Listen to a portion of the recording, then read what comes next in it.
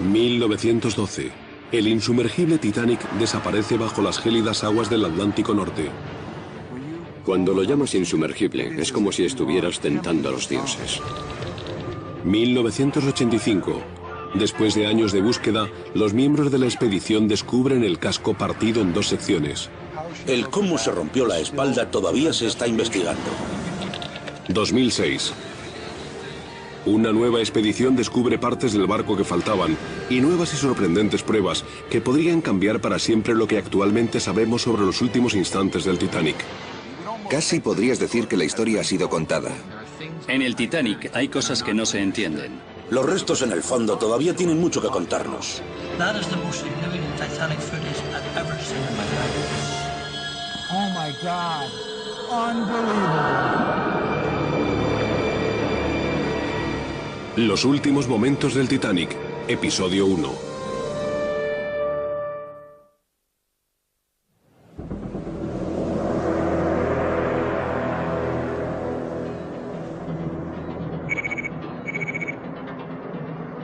Agosto de 2005.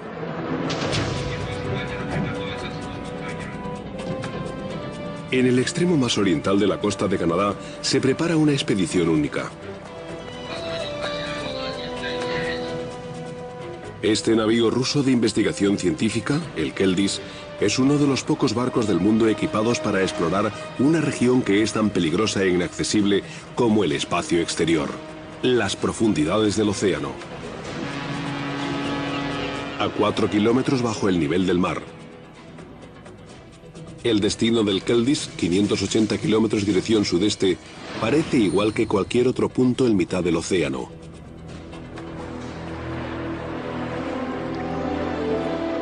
Pero a varios kilómetros de profundidad se encuentran los restos de un objeto que ha despertado la imaginación popular durante casi un siglo.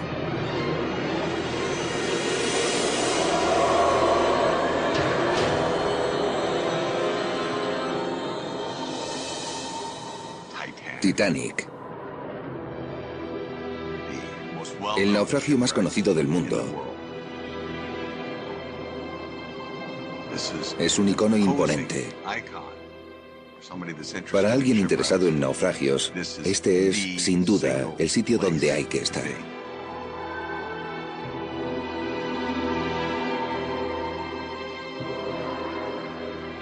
No son los restos del naufragio que se encuentran a mayor profundidad.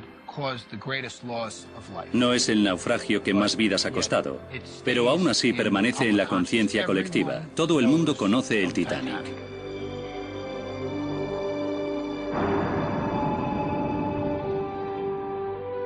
Incluso antes de soltar amarras, el Titanic ya está fabricado de leyenda. Enorme. Opulento. Tecnología probada. Descrito como prácticamente insumergible.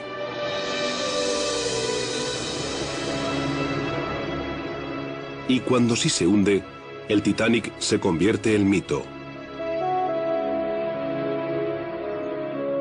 Una metáfora trágica del orgullo desmedido y de la terrible aritmética de la supervivencia. Es difícil imaginar aquella noche sin preguntarse ¿cómo hubiera actuado yo? Esta gente se estuvo enfrentando a elecciones morales en cuanto a si ellos mismos iban a vivir o a morir, o en cuanto a si otra persona moriría en su lugar. Fueron decisiones agonizantes. Y yo creo que cuando pensamos en el Titanic, de alguna forma también nosotros nos planteamos aquellas decisiones. Nos preguntamos a qué altura estaríamos en aquel nivel tan extremo de dilema moral. Bob Ballard's successes and a penchant for promoting them have provoked respect and jealousy. Cuando en 1985 se encuentran los restos del naufragio, la leyenda del Titanic se engrandece aún más, desencadenando un aluvión de libros, largometrajes y documentales.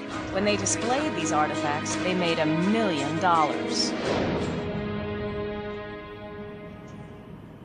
Ahora, más de 90 años después del naufragio y más de 20 después de su descubrimiento, ¿queda todavía algo por saber del Titanic?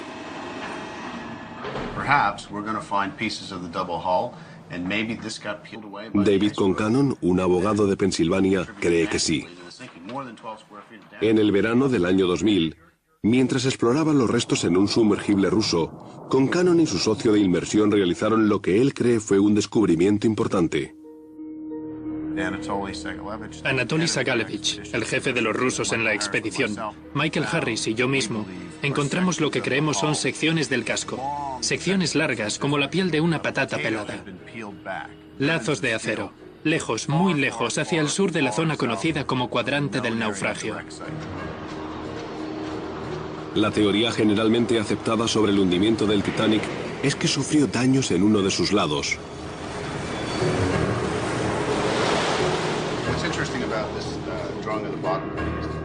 Concannon cree que lo que descubrió junto a su socio en la inmersión podría demostrar que se produjeron daños adicionales en su fondo. Pero hay un problema. Disparamos cientos de fotografías, pero desafortunadamente cuando volvimos a la superficie descubrimos que la película no estaba avanzando en la cámara. Así que ahora, en agosto de 2005, esta expedición parte en su misión de volver a documentar lo que David Concannon vio hace 5 años.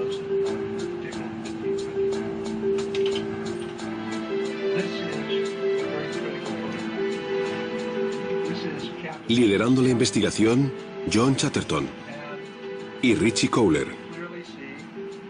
buzos técnicos y expertos en la exploración de restos de naufragios. Su trabajo ha sido el eje central de su libro Shadow Divers, un éxito de ventas. Con la atención que ha recibido el Titanic, casi podrías pensar que la historia ya ha sido contada, pero la realidad es que no es así. La inmersión en sí es tan compleja, tan difícil, tan dependiente de la tecnología, que cada viaje al fondo solo nos aporta cierta cantidad de información. Hay cosas ahí abajo en el Titanic que todavía no han sido vistas. Hay cosas en el Titanic que no se han entendido. Para ayudarles en su misión, Chatterton y Kohler han reunido un equipo excepcional. Bill Lange, experto de la institución oceanográfica Booth Hall en la obtención y procesado de imágenes submarinas. Simon Mills, experto en transatlánticos de la clase Olympic. Ralph White, maestro cinematógrafo y ya veterano de más de 30 inmersiones en los restos del Titanic. Robert Blumberg, del Departamento de Estado de los Estados Unidos, un experto en legislación marítima internacional que está trabajando en la conservación del Titanic. Y Roger Long, arquitecto naval.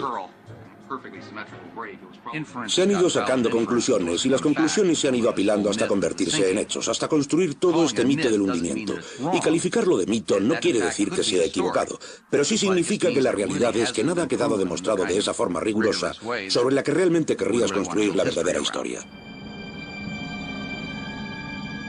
El barco sobre el que se concentra esta expedición comienza a tomar forma en 1909, en Belfast, Irlanda del Norte.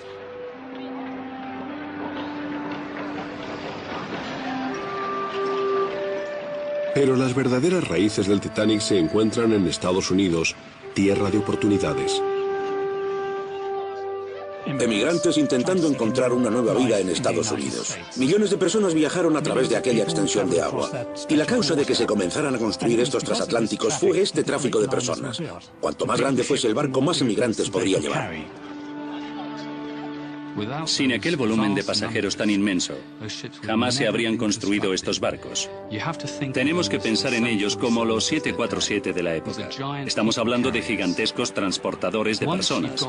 Una vez que has llenado las cubiertas de pasajeros de tercera clase, segunda y primera clase son beneficio puro. Entre las compañías británicas compitiendo por el tráfico en el Atlántico, White Star y Cunard. Los barcos de Cunard son más rápidos, pero White Star tiene una estrategia para atraer emigrantes. En White Star eran tremendamente inteligentes a la hora de operar. Incluso a los pasajeros de tercera clase se les trataba con el respeto más absoluto.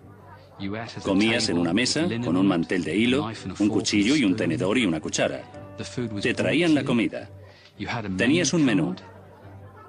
Así que ahí tienes tu menú. Le das la vuelta y es una postal.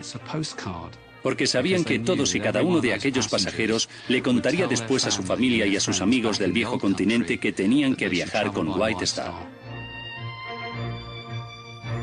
En 1908, White Star encarga la construcción de 2 nuevos transatlánticos con una opción para un tercero: Olympic, Titanic y Britannic.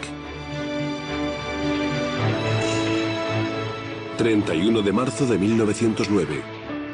Comienzan los trabajos de construcción del Titanic. Quedan 3 años para su viaje inaugural.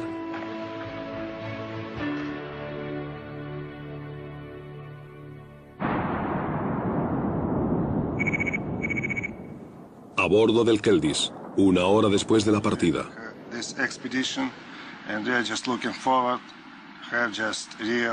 Mientras el equipo comienza su primera reunión formal con los rusos, todos saben que su hombre clave es el científico responsable de los sumergibles Mir, el doctor Anatoly Sagalevich.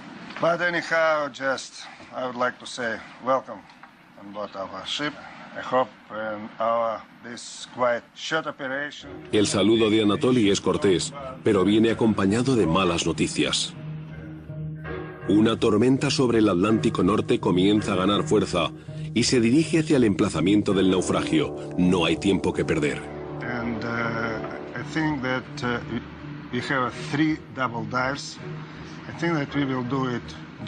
Solo 3 inmersiones. El equipo esperaba más.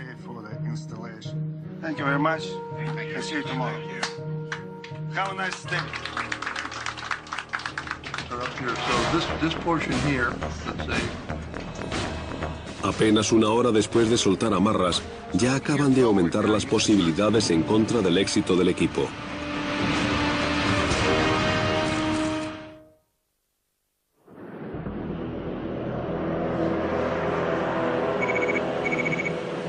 Segundo día de expedición. Casi a mitad de camino hacia los restos del Titanic.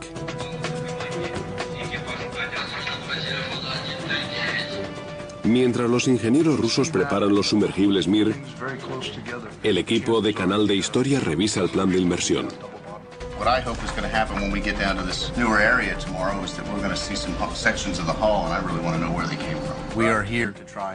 Estamos aquí para intentar buscar en una zona que podemos llamar nueva, porque lo que yo creo que tenemos en esta área son pruebas que podrían cambiar la opinión generalizada sobre las causas del hundimiento del Titanic, sobre lo que realmente ocurrió la noche del 14 de abril de 1912.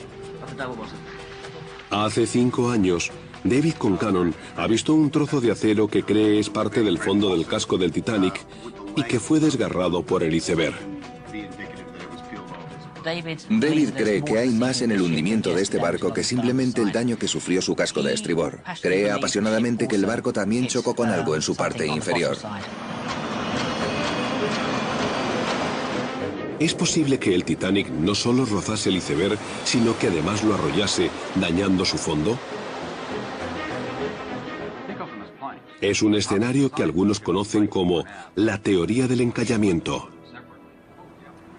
Los icebergs tienden a desarrollar unas proyecciones muy largas mientras su parte superior se derrite. Y esa es otra de las evidencias que a mí me hace creer en la teoría del encallamiento. Sería sorprendente que no hubiese habido algo bajo aquel iceberg para que ellos lo arrollasen, dañando así el fondo. Y si de verdad hubo daños en la parte interior de la base del casco, todo lo que hemos creído sobre la colisión es erróneo. Así que nuestro objetivo es, de algún modo, volver al emplazamiento donde David Concannon se sumergió en el año 2000, documentarlo en película y en vídeo, y luego ver si lo podemos vincular con el resto del naufragio. Para conseguirlo, el equipo, dirigido por los buzos John Chatterton y Richie Cowler, necesitará tecnología de última generación: los sumergibles Mir. El doctor Anatoly Sagalevich, a cargo de los Mirs, les ofrece orientación. Construidos en 1987 para la Academia de las Ciencias de Rusia, los Mirs se pueden sumergir hasta una profundidad de 6.000 metros.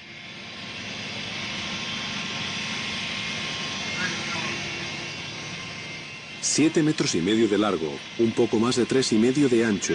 Los Mirs cargan equipos de potencia y propulsores hidráulicos para maniobrar brazos manipuladores por control remoto y cámaras de alta definición en compartimentos estancos. En su interior, un piloto y 2 observadores, además de los equipos de navegación, de mantenimiento de vida, de seguimiento de temperaturas y unos cuantos accesorios rudimentarios.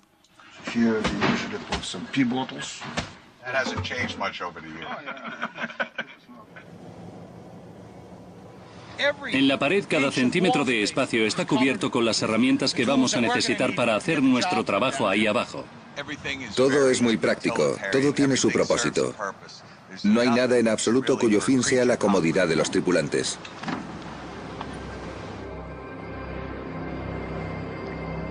En menos de 24 horas, John y Richie se encontrarán a 4.000 metros de profundidad, cara a cara con el Titanic.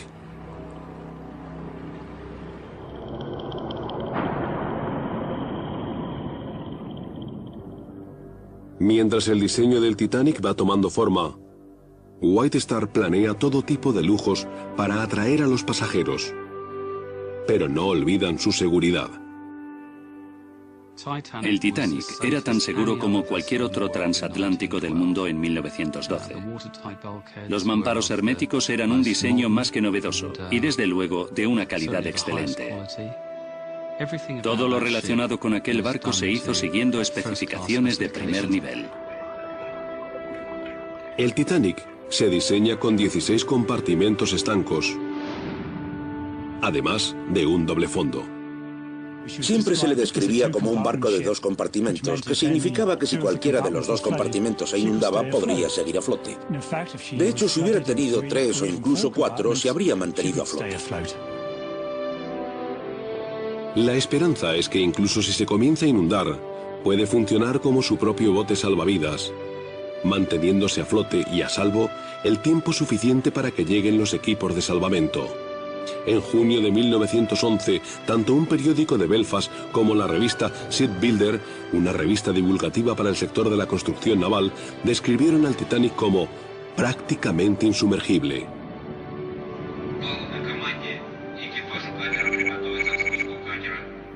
A bordo del Keldis, poco antes de la primera inmersión, Anatoly comienza su reunión matinal informativa. Good morning, доброе утро. We open new page in our diving on Titanic. Real history page. Историческую страничку открываем сегодня. Anatoly llevará a John y a David a la popa del Titanic en el Mir 1, para luego tomar rumbo sur en busca de los lazos de acero que vio con Cannon en 2000. Genia pilotará el Mir 2. Comenzará en la proa, transportando a Richie y a Ralph. Su objetivo, documentar el deterioro de los restos del naufragio y luego explorar el campo de objetos esparcidos. Okay, this is practically all. Weather very rough, but I think that you will be lucky.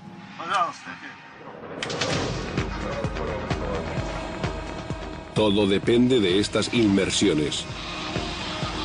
Si no consiguen localizar y fotografiar los lazos de acero de Concannon, los expertos no tendrán nada que analizar y la expedición habrá fracasado.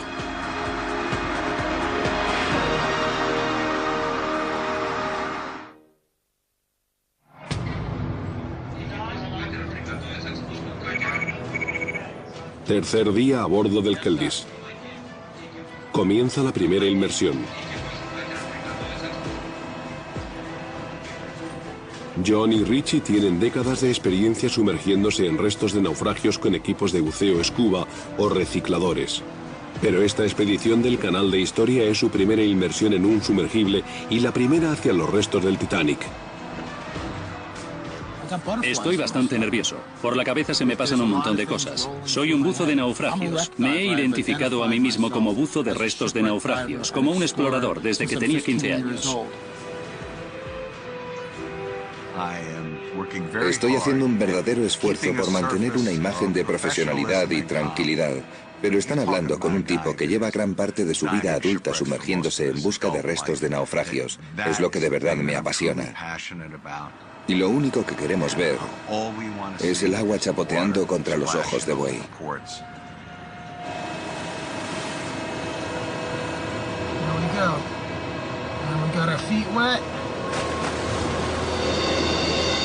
That's it, baby. We've just splashed down and we're right below the surface. Ямер 2, 11:51. Descendiendo a aproximadamente 30 metros por minuto, Rich y John no tardan demasiado en llegar a la mayor profundidad a la que jamás han bajado. 750 metros. 800. 850. Los Mirs tardarán más de 2 horas en llegar al fondo. Esperándoles, a 4 kilómetros de profundidad, el Titanic.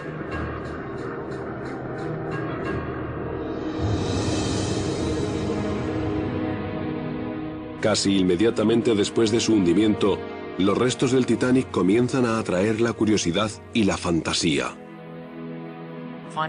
Encontrar el Titanic ha sido el sueño de mucha gente. En el Océano Atlántico, a 4.000 metros de profundidad, es una hazaña tecnológica extraordinaria, pero efectivamente sí, la gente sueña. Durante décadas, el sueño sigue siendo una fantasía. Después, en 1985, una expedición conjunta franco-norteamericana, dirigida por Jean-Louis Michel y Robert Ballard, se decide a materializar lo imposible. En julio, comienza la búsqueda. Gran parte de la zona es de un fondo plano, puro barro, turbio. Así que lo que estábamos experimentando día tras día era ver barro y nada más que barro. Y la gente se entusiasmaba en cuanto veía una roca o un pez. Llevábamos 56 días en el mar. La moral estaba por los suelos. Todo el mundo se sentía bastante decepcionado. Y finalmente, el 1 de septiembre, a la 1:45 de la mañana, hora local del Atlántico, comenzamos a encontrar restos. Objetos. Vimos un tubo y después, poco a poco, más y más restos.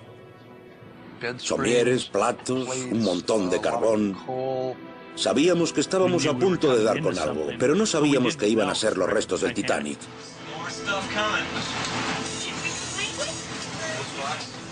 Y después, finalmente, aquella enorme caldera de una sola cara, con sus 3 puertos de alimentación tan únicos.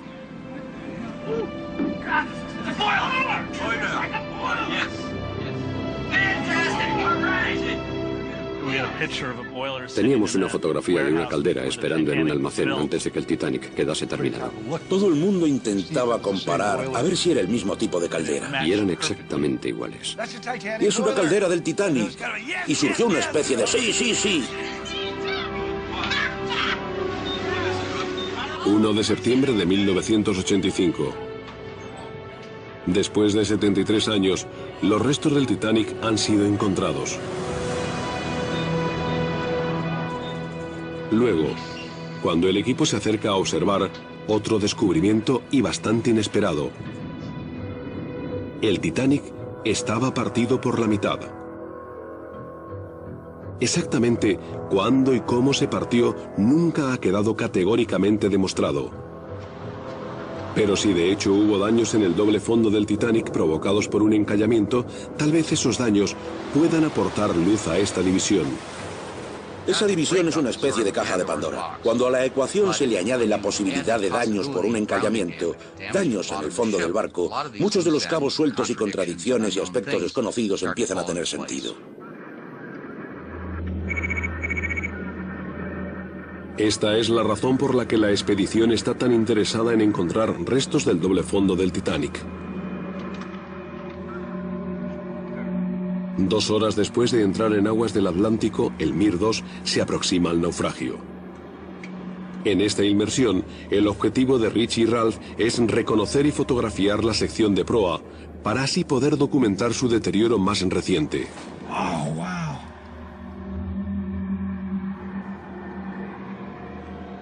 Pero al principio, para Richie es imposible no experimentar la magnitud de este momento.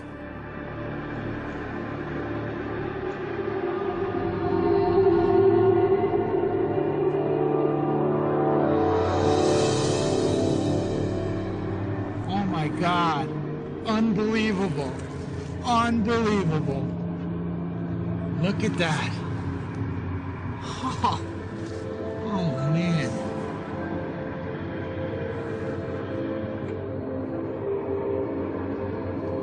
Oh, wow. And that's one of the cranes for picking up the anchors, correct? Yeah, that's it right there. Oh my God. Look at that. Look at that. El lugar de descanso de los restos del Titanic ocupa más de 2,5 kilómetros cuadrados. Las secciones de proa y popa están separadas por unos 800 metros de distancia, la proa apuntando al norte, la popa al sur. La proa, pese a sus daños y su estado de deterioro, todavía revela características reconocibles.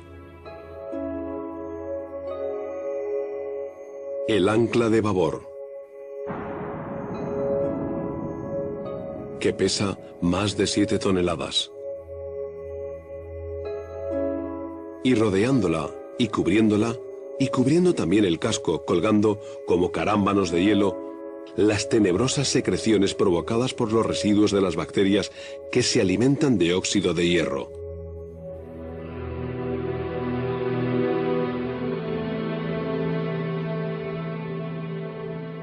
La cadena del ancla. Cada eslabón pesaba 70 kilos.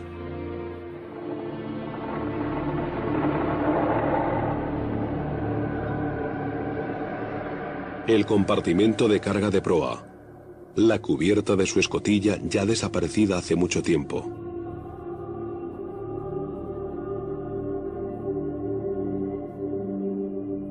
La base del mástil delantero. Originalmente descollando sobre el barco, el gigantesco mástil aparentemente cayó hacia atrás en su camino hasta el fondo. Más arriba, en el mástil, la escotilla para los vigías. Después de escalar a lo largo del mástil, aparecerían por aquí para mantener la vigilancia en la cofa de vigía, ya desaparecida. Desde este lugar vio el iceberg el centinela Fred Fleet.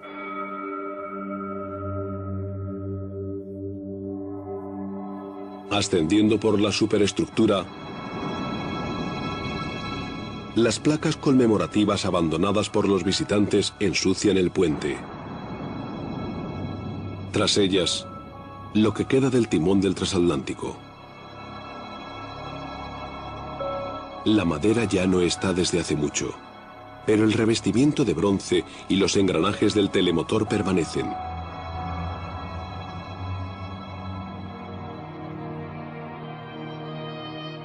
Tras el puente de mando, las dependencias de los oficiales. El camarote del capitán Smith y su bañera.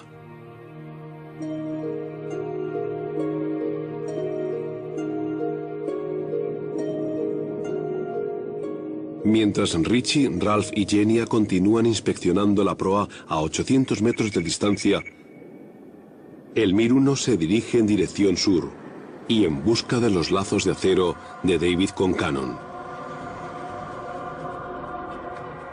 Recuerdo alguno de esos grandes cuencos. Vimos una gran olla de cocina. Todo lo que esta expedición espera conseguir depende de su éxito.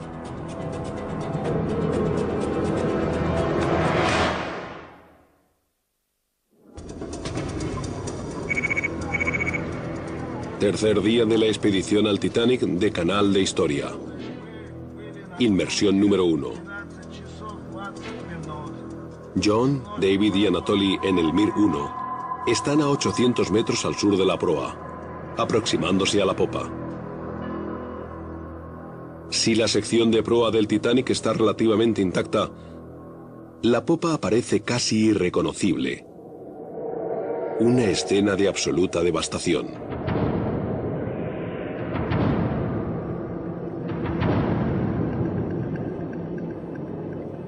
Tan solo algunos detalles se mantienen todavía intactos.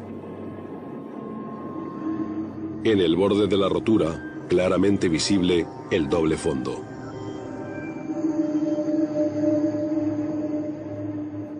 Todavía empernado a la parte superior del depósito, un inmenso motor, tan alto como un edificio de 5 pisos.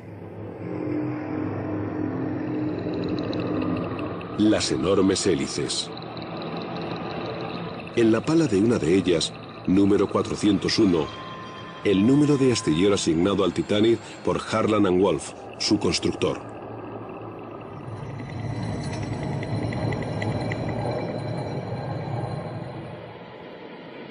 La cubierta superior de popa, la llamada toldilla, está abierta como una lata de conservas.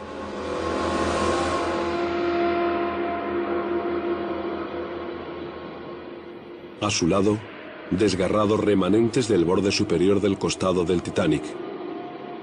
Ojos de buey y balaustradas todavía visibles.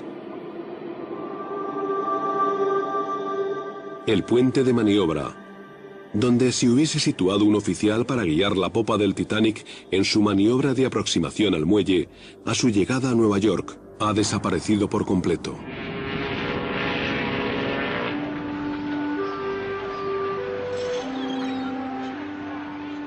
Aquella llegada, prevista para el 17 de abril de 1912, estaba destinada a ser el punto culminante de la larga carrera del capitán del Titanic, Edward J. Smith, que tenía previsto retirarse tras este viaje. Smith ha navegado durante 25 años en las embarcaciones de la White Star. Entrevistado en 1907, expresa su confianza absoluta en los nuevos navíos que están asumando ahora y en aquellos que los están construyendo. No me puedo imaginar ninguna condición que pudiese provocar que un barco naufrague. No puedo concebir que a este navío le ocurriese ningún desastre decisivo. La construcción naval moderna ya ha superado semejante posibilidad. Jamás se había producido, y desde luego no en vida del capitán Smith, ningún incidente serio en un gran barco de pasajeros que acabase resultando en pérdida significativa de vidas humanas. Así que yo creo que había quedado arrullado bajo una especie de falsa sensación de seguridad. 2.200 personas viajan a bordo del Titanic, una tripulación de 900 y 1.300 pasajeros. Wallace Harley es violinista y director de la orquesta del barco. Pero para evitar pagar a los músicos las tarifas sindicales, la White Star los incluye como pasajeros de segunda clase. En tercera clase o entre puente, 710 pasajeros, muchos de ellos emigrantes. Alma Paulson, de 29 años y originaria de Suecia, se traslada a Chicago. Su marido ya ha cruzado el Atlántico en busca de trabajo. Viaja sola, pero con 4 niños, tiene las manos ocupadas. Y la familia Dean, señor y señora, y Bertie y Milvina, sus hijas de 2 años y 9 meses, se trasladan a Kansas. Nos fuimos a tercera clase o entre puente. A mi padre le habían contado unos familiares nuestros que vivían en Kansas la cantidad de oportunidades de trabajo que encontraríamos en Estados Unidos. Así que inmediatamente pensamos que teníamos que cruzar el Atlántico. No todos los emigrantes que viajan en el Titanic son pobres. Edith Brown, de 16 años, y sus padres tienen billetes de segunda clase. Su padre, Thomas Brown, ha decidido llevarse a su familia a Seattle. Estudiaron las diferentes opciones y él decidió que si conseguía resolver todos sus asuntos más o menos para finales de enero o para febrero de 1912, podrían llegar a tiempo para embarcar en aquel barco tan flamante del que todo el mundo estaba hablando, el Titanic. Y eso es lo que hicieron.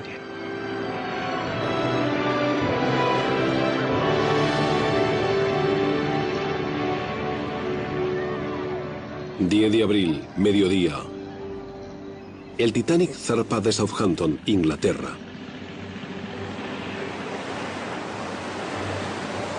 Después de 2 días de cielos soleados y aguas tranquilas, el viernes 12 de abril, un mensaje de otro barco. Hielo en ruta. Domingo por la mañana, 14 de abril. 2 informes más avisando de la presencia de bloques de hielo. El hielo que están viendo estos barcos comenzó siendo nieve en Groenlandia, 10.000 años antes, amontonándose gradualmente hasta alcanzar un grosor de 1.500 metros. Con el paso de los siglos, la nieve se comprime hasta formar hielo glaciar. Muy lentamente avanza hacia aguas del océano y rompe. Una vez que llega al mar, el bloque de hielo se llama iceberg. Circulan un tiempo por la bahía de Baffin, tal vez unos años, y luego descienden hasta la corriente del Labrador. Y la corriente del Labrador los trae justo aquí, cerca de la costa, junto a Terranova. Costa de Terranova. La avenida de los icebergs. Una vez aquí, al hielo de 10.000 años solo le quedan semanas de vida.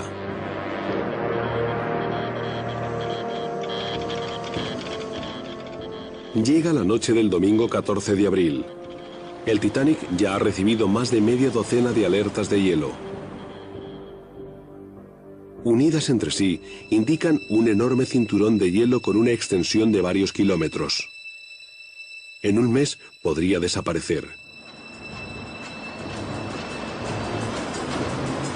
Pero esta noche de abril se encuentra justo en su camino.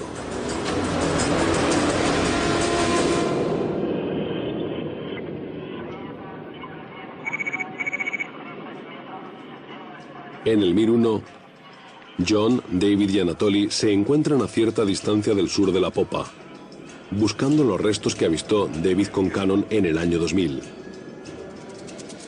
Si los encuentran, podría quedar demostrado que el Titanic sufrió daños previos al arrollar el iceberg.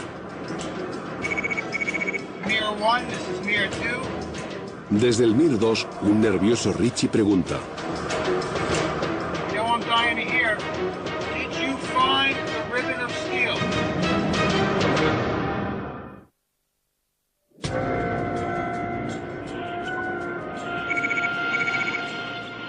Tercer día de la expedición de Canal de Historia, a mitad de camino de la primera inmersión en el Titanic.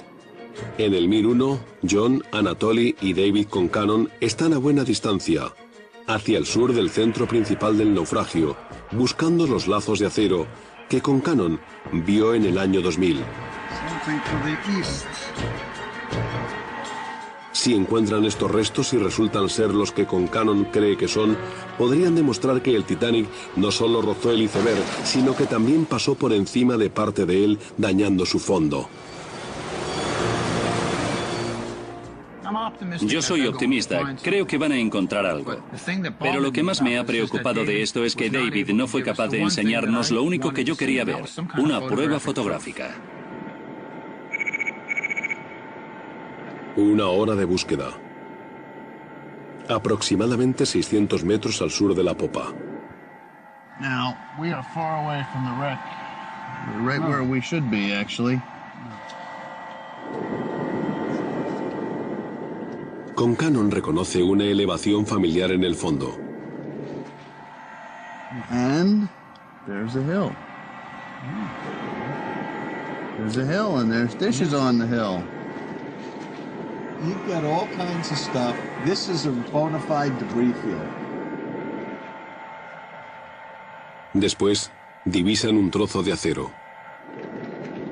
Yeah, I've got some steel over here. What's this? Yeah, piece of steel.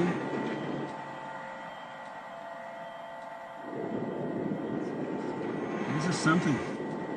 Yeah, there's a big piece of steel. Woo! Yeah, right. I was not crazy. This is the big boy. This is what I was thinking.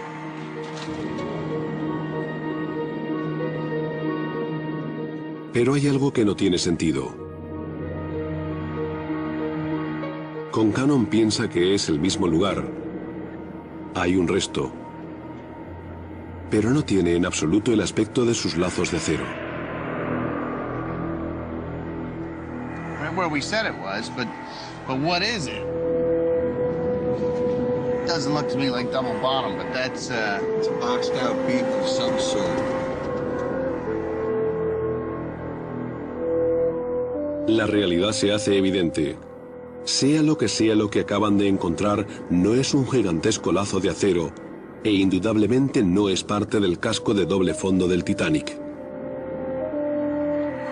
It looks like where we were before, but we really don't know. Now, this doesn't make any sense.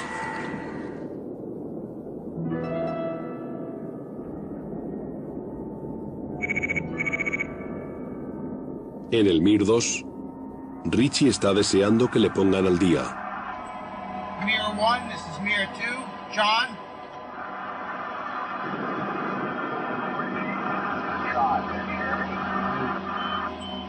Yeah, John, I read you loud and clear. You know I'm dying to hear. Did you find the ribbon of steel?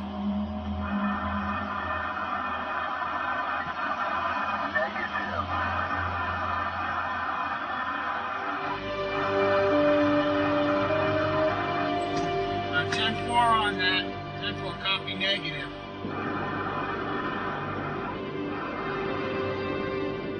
Tal vez Concannon malinterpretase lo que vio en el año 2000, o tal vez este no sea el emplazamiento exacto. Bajamos a esa zona. La colina estaba ahí, el metal estaba ahí. No hemos encontrado los lazos de acero que hemos visto, o no estaban donde yo creía que estaban, o simplemente hemos sido incapaces de verlos.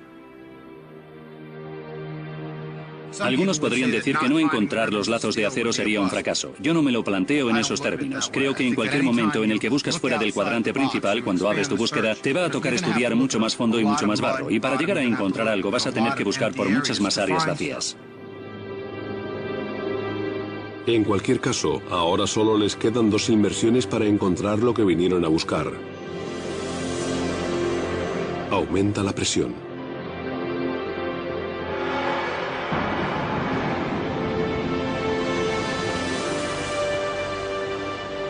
El domingo 14 de abril, el Titanic se encuentra ya superado el ecuador de su viaje hacia Nueva York. En segunda clase, la madre de David Heisman, una Edith Brown de 16 años, está disfrutando como no había disfrutado en su vida.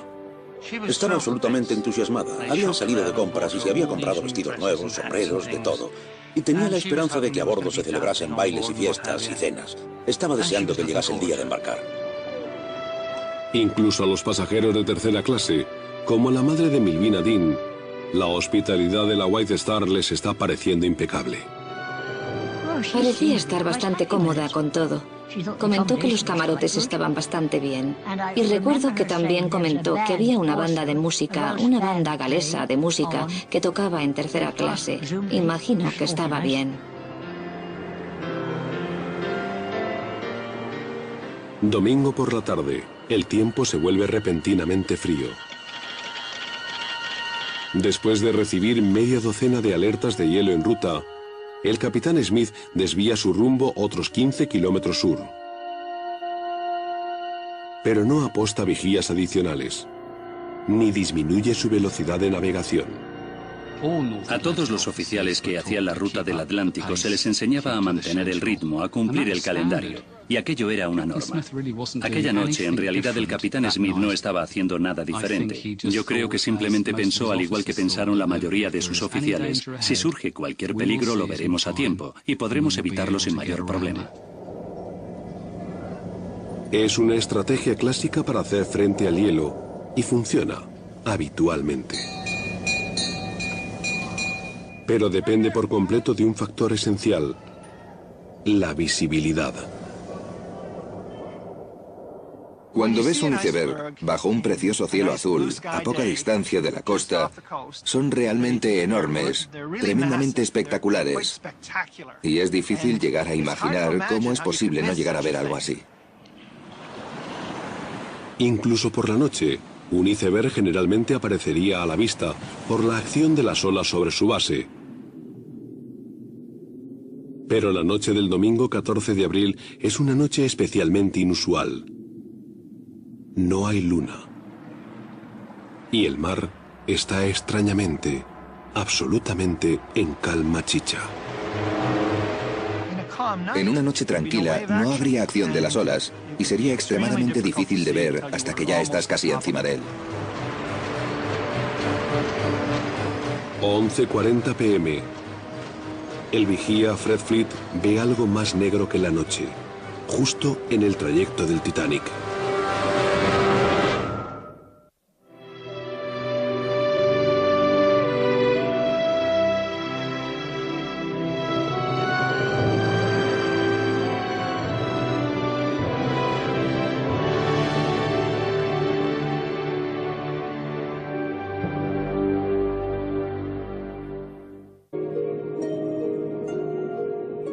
Mientras Richie, Ralph y Jenia continúan inspeccionando la proa a 800 metros de distancia, el Mir 1 se dirige en dirección sur y en busca de los lazos de acero de David Concannon.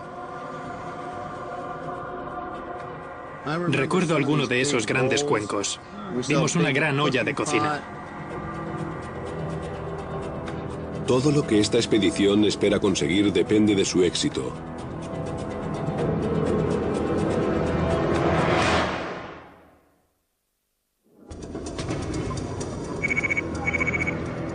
Tercer día de la expedición al Titanic de Canal de Historia. Inmersión número 1. John, David y Anatoly en el Mir 1 están a 800 metros al sur de la proa, aproximándose a la popa. Si la sección de proa del Titanic está relativamente intacta, la popa aparece casi irreconocible. Una escena de absoluta devastación.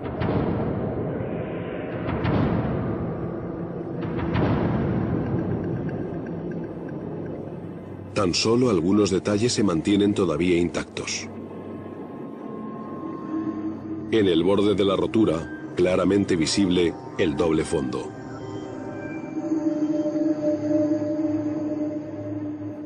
Todavía empernado a la parte superior del depósito, un inmenso motor, tan alto como un edificio de 5 pisos.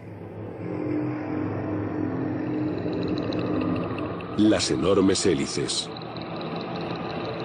En la pala de una de ellas, número 401, el número de astillero asignado al Titanic por Harland & Wolff, su constructor.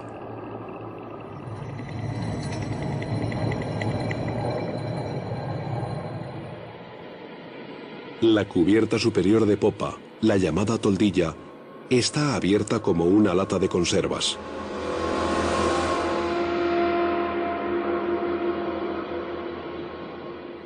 A su lado, desgarrados remanentes del borde superior del costado del Titanic.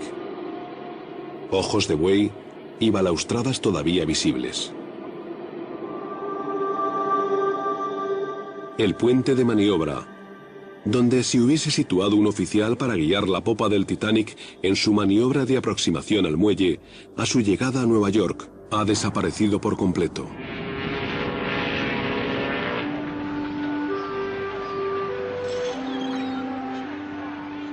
Aquella llegada, prevista para el 17 de abril de 1912, estaba destinada a ser el punto culminante de la larga carrera. 10 de abril, mediodía. El Titanic zarpa de Southampton, Inglaterra. Después de 2 días de cielos soleados y aguas tranquilas, el viernes 12 de abril, un mensaje de otro barco. Hielo en ruta. Domingo por la mañana, 14 de abril. 2 informes más avisando de la presencia de bloques de hielo. El hielo que están viendo estos barcos comenzó siendo nieve en Groenlandia, 10.000 años antes, amontonándose gradualmente hasta alcanzar un grosor de 1.500 metros. Con el paso de los siglos, la nieve se comprime hasta formar hielo glaciar. Muy lentamente avanza hacia aguas del océano y rompe. Una vez que llega al mar, el bloque de hielo se llama iceberg. Circulan un tiempo por la bahía de Baffin, tal vez unos años, y luego descienden hasta la corriente del Labrador. Y la corriente del Labrador los trae justo aquí, cerca de la costa, junto a Terranova. Costa de Terranova. La avenida de los icebergs. Una vez aquí, al hielo de 10.000 años solo le quedan semanas de vida.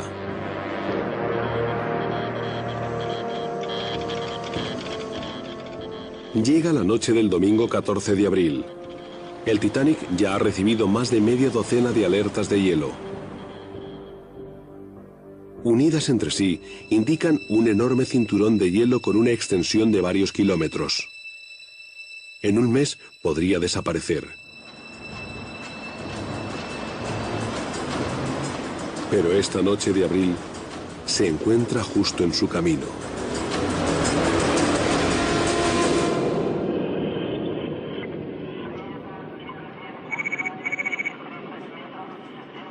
En el Mir 1, John, David y Anatoly se encuentran a cierta distancia del sur de la popa, buscando los restos que avistó David Concannon en el año 2000.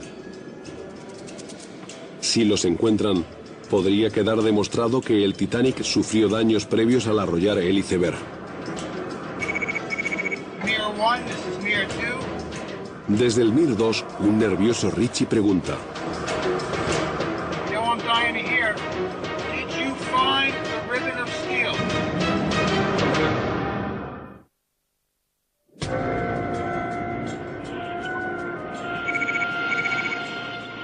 Tercer día de la expedición de Canal de Historia, a mitad de camino de la primera inmersión en el Titanic. En el Mir 1, John, Anatoly y David Concannon... ...la significativa de vidas humanas. Así que yo creo que había quedado arrullado bajo una especie de falsa sensación de seguridad. 2.200 personas viajan a bordo del Titanic, una tripulación de 900 y 1.300 pasajeros. Wallace Harley es violinista y director de la orquesta del barco.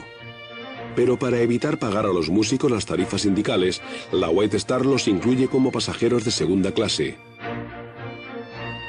En tercera clase o entre puente, 710 pasajeros, muchos de ellos emigrantes. Alma Paulson, de 29 años y originaria de Suecia, se traslada a Chicago. Su marido ya ha cruzado el Atlántico en busca de trabajo. Viaja sola, pero con 4 niños, tiene las manos ocupadas. Y la familia Dean, señor y señora, y Bertie y Milvina, sus hijas de 2 años y 9 meses, se trasladan a Kansas. Nos fuimos a tercera clase o entre puente.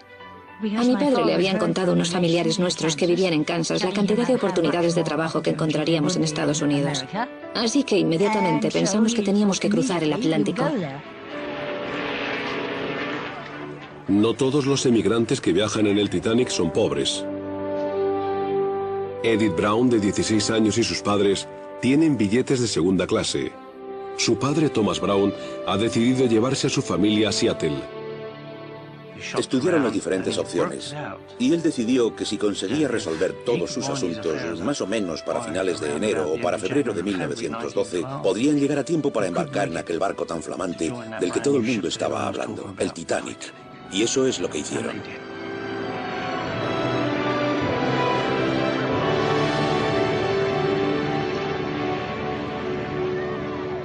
...10 de abril, mediodía. El Titanic zarpa de Southampton, Inglaterra.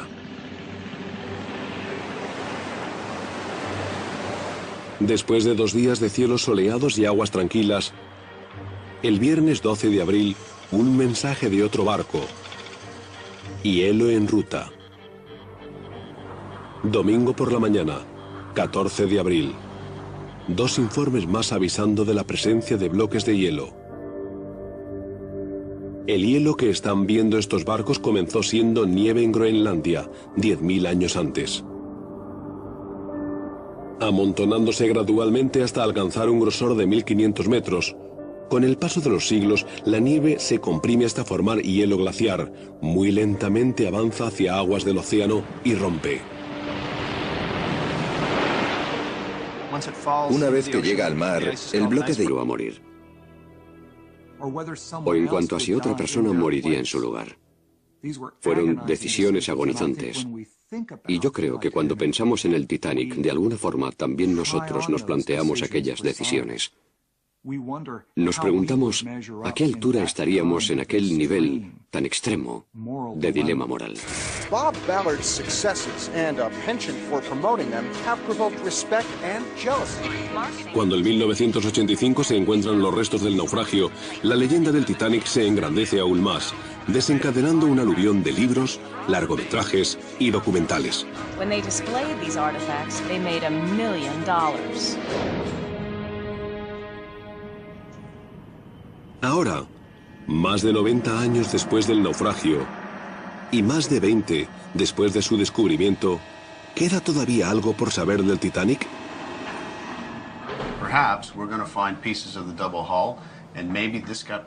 David Concannon, un abogado de Pensilvania, cree que sí.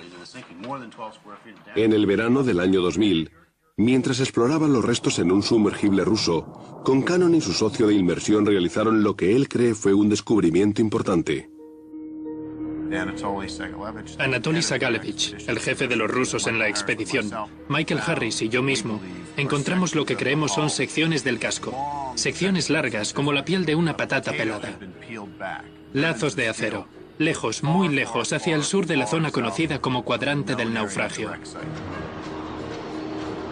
La teoría generalmente aceptada sobre el hundimiento del Titanic es que sufrió daños en uno de sus lados.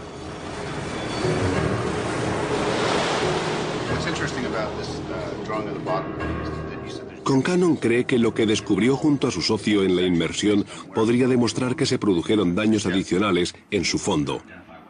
Pero hay un problema. Disparamos cientos de fotografías, pero desafortunadamente cuando volvimos a la superficie descubrimos que la película no estaba avanzando en la cámara. Así que ahora, en agosto de 2005, esta expedición parte en su misión de volver a documentar lo que David Concannon vio hace 5 años.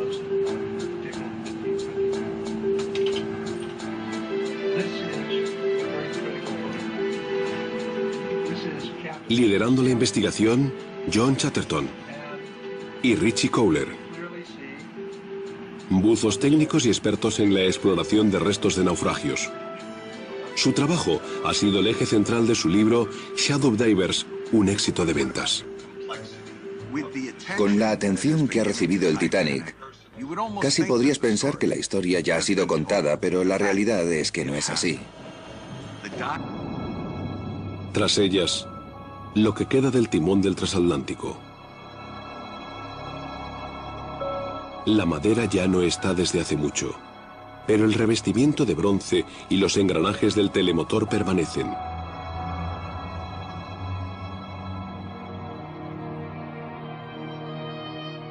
Tras el puente de mando, las dependencias de los oficiales. El camarote del capitán Smith y su bañera.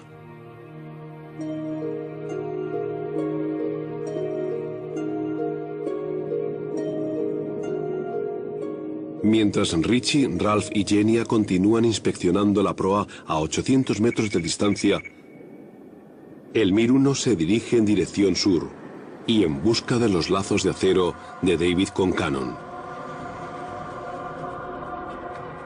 Recuerdo alguno de esos grandes cuencos.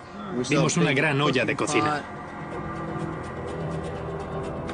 Todo lo que esta expedición espera conseguir depende de su éxito.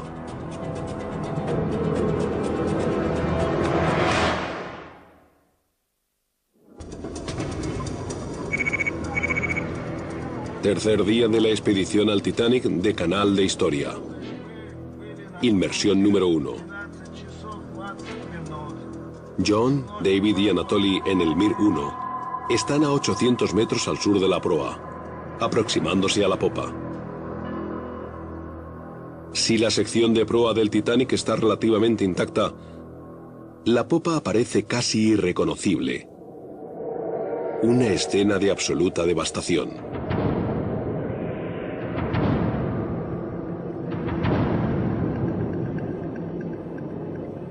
Tan solo algunos detalles se mantienen todavía intactos. En el borde de la rotura, claramente visible el doble fondo.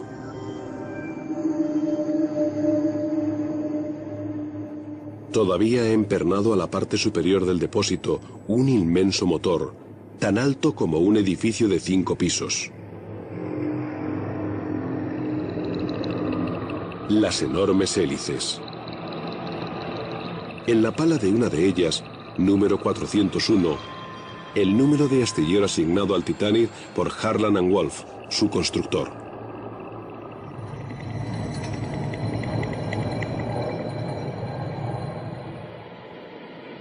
La cubierta superior de popa, la llamada toldilla, está abierta como una lata de conservas.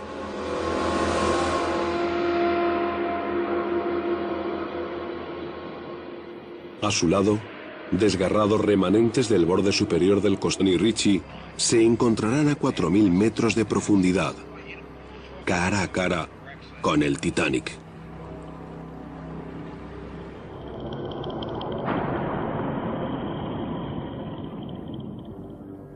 Mientras el diseño del Titanic va tomando forma, White Star planea todo tipo de lujos para atraer a los pasajeros, pero no olvidan su seguridad. El Titanic era tan seguro como cualquier otro transatlántico del mundo en 1912. Los mamparos herméticos eran un diseño más que novedoso y desde luego de una calidad excelente. Todo lo relacionado con aquel barco se hizo siguiendo especificaciones de primer nivel. El Titanic se diseña con 16 compartimentos estancos, además de un doble fondo. Siempre se le describía como un barco de 2 compartimentos, que significaba que si cualquiera de los 2 compartimentos se inundaba, podría seguir a flote. De hecho, si hubiera tenido 3 o incluso 4, se habría mantenido a flote.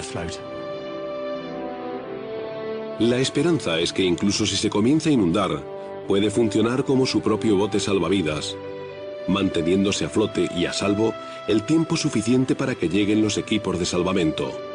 En junio de 1911, tanto un periódico de Belfast como la revista Shipbuilder, una revista divulgativa para el sector de la construcción naval, describieron al Titanic como prácticamente insumergible.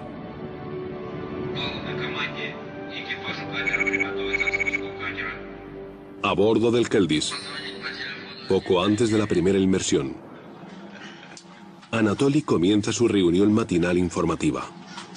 Good morning, доброе утро. We open new page in our diving on Titanic. Real history page. Историческую страничку открываем сегодня. Anatoly llevará a John y a David a la popa del Titanic en el Mir 1, para luego tomar rumbo sur en busca de los lazos de acero que vio con Cannon en 2000. Genia pilotará el Mir 2. Comenzará en la proa, transportando a Richie y a Ralph. Su objetivo, documentar el deterioro de los restos del naufragio y luego explorar el campo de objetos esparcidos. Okay, this is practically all. Weather very rough, but I think that you will be lucky.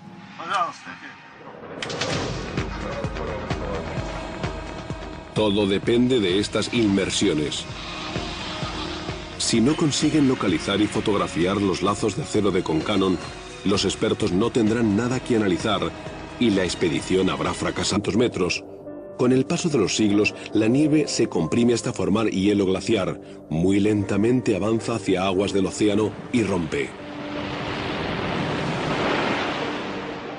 Una vez que llega al mar, el bloque de hielo se llama iceberg. Circulan un tiempo por la bahía de Baffin, tal vez unos años, y luego descienden hasta la corriente del Labrador. Y la corriente del Labrador los trae justo aquí, cerca de la costa, junto a Terranova. Costa de Terranova. La avenida de los icebergs. Una vez aquí, al hielo de 10.000 años solo le quedan semanas de vida.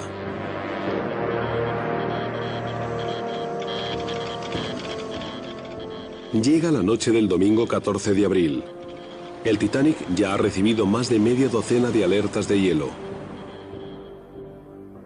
unidas entre sí, indican un enorme cinturón de hielo con una extensión de varios kilómetros. En un mes podría desaparecer. Pero esta noche de abril se encuentra justo en su camino.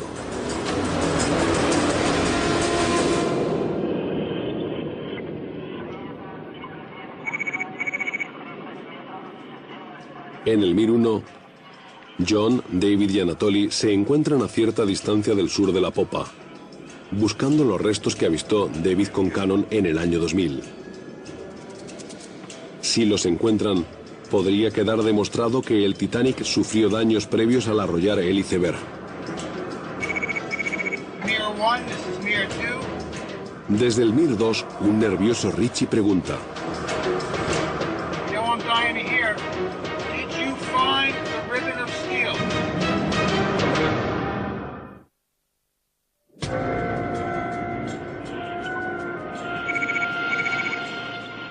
Tercer día de la expedición de Canal de Historia, a mitad de camino de la primera inmersión en el Titanic.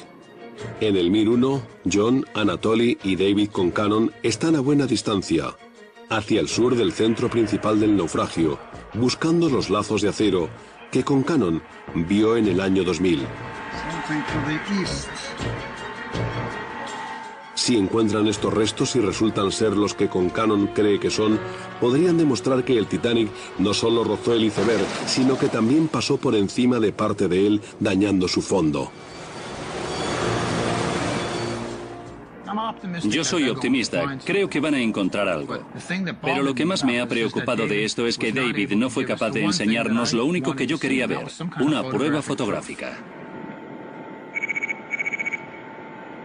Una hora de búsqueda. Aproximar brazos manipuladores por control remoto y cámaras de alta definición en compartimentos estancos. En su interior, un piloto y 2 observadores, además de los equipos de navegación, de mantenimiento de vida, de seguimiento de temperaturas y unos cuantos accesorios rudimentarios.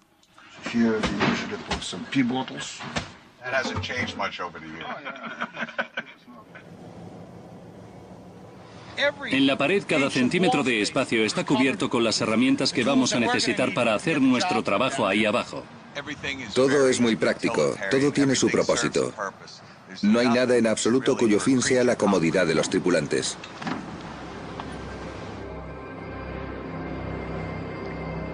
En menos de 24 horas, John y Richie se encontrarán a 4.000 metros de profundidad, cara a cara con el Titanic.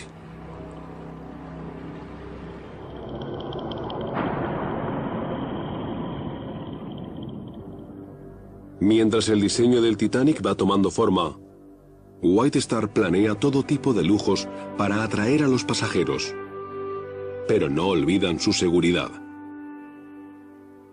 El Titanic era tan seguro como cualquier otro transatlántico del mundo en 1912. Los mamparos herméticos eran un diseño más que novedoso y desde luego de una calidad excelente. Todo lo relacionado con aquel barco se hizo siguiendo especificaciones de primer nivel. El Titanic se diseña con 16 compartimentos estancos, además de un doble fondo.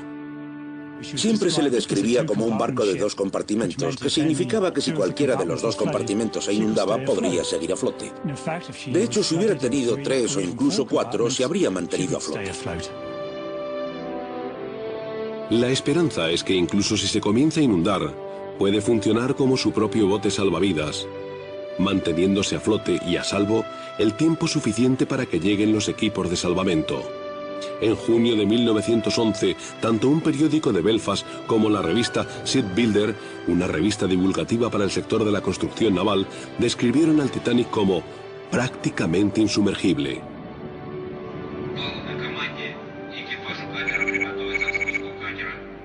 A bordo del Keldis, poco antes de la primera inmersión, Anatoly comienza su reunión matinal informativa.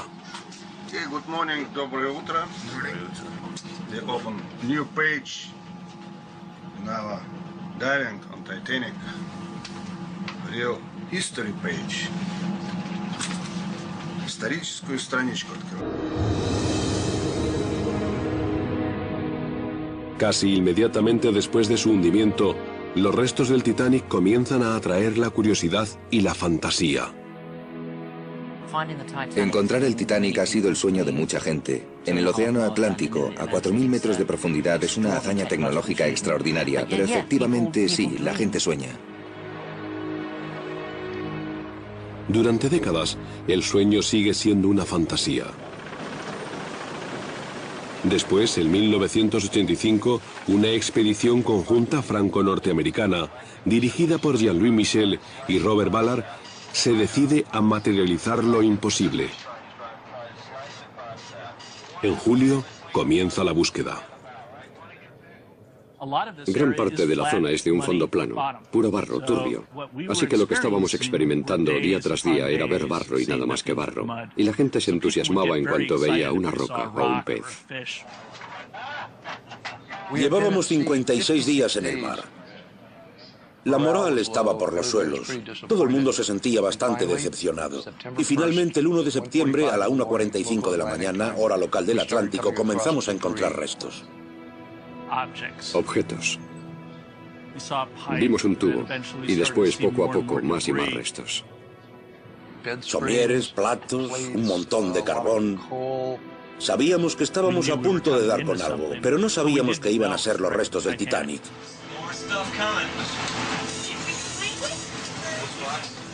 Y después, finalmente, aquella enorme caldera de una sola cara, con sus 3 puertos de alimentación tan únicos.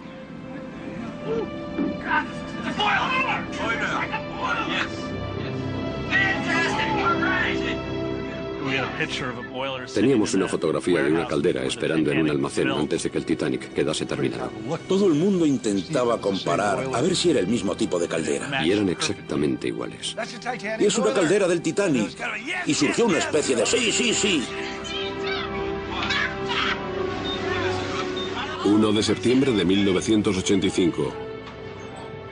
Después de 73 años, los restos del Titanic han sido encontrados. Luego, cuando el equipo se acerca a observar, otro descubrimiento y bastante inesperado. El Titanic estaba partido por la mitad. Exactamente cuándo y cómo se partió nunca ha quedado categóricamente demostrado. Pero si de hecho hubo daños en el doble fondo del Titanic provocados por un encallamiento, tal vez esos daños puedan aportar luz a esta división. Esa división es una especie de caja de Pandora. Cuando a la ecuación se le añade... científica, el Keldis, es uno de los pocos barcos del mundo equipados para explorar una región que es tan peligrosa e inaccesible como el espacio exterior, las profundidades del océano.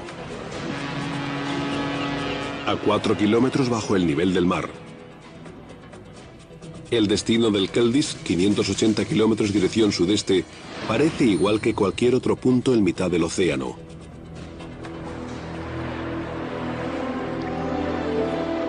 Pero a varios kilómetros de profundidad se encuentran los restos de un objeto que ha despertado la imaginación popular durante casi un siglo.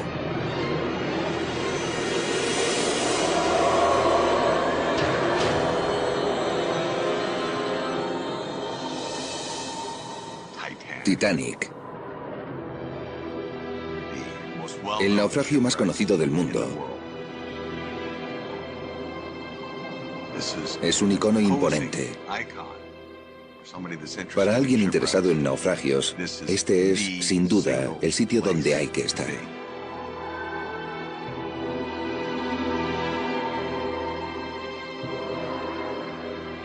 No son los restos del naufragio que se encuentran a mayor profundidad. No es el naufragio que más vidas ha costado, pero aún así permanece en la conciencia colectiva. Todo el mundo conoce el Titanic.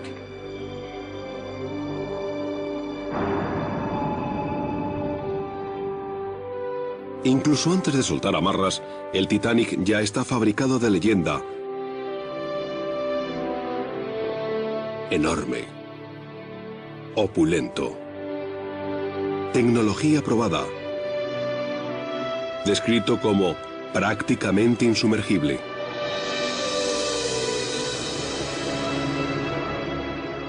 Y cuando sí se hunde, el Titanic se convierte en mito.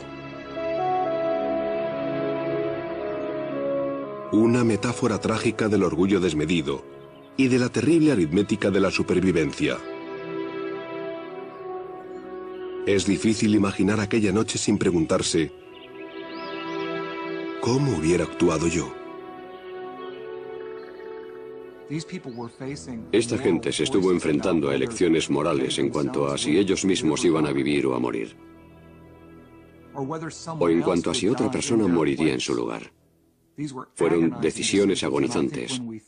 Y yo creo que cuando pensamos en el Titanic, de alguna forma también nosotros nos planteamos aquellas decisiones. Nos preguntamos a qué altura estaríamos en aquel nivel tan extremo de dilema moral. Bob Ballard's successes and a penchant for promoting them have provoked respect and jealousy. Cuando el